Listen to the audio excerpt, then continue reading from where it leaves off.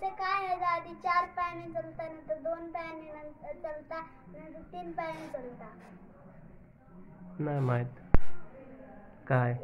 माणूस तर आधी लहानपणी असं असं चालत असता ना, नंतर तो असं असं चालायला लागतात, नंतर तो काठी घेऊन असं असं चालता.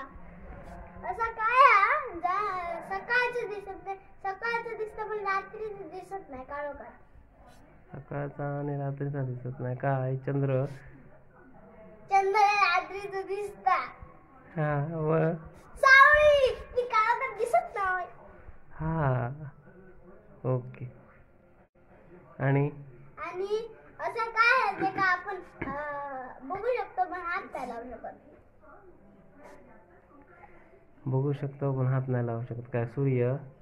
चुकला.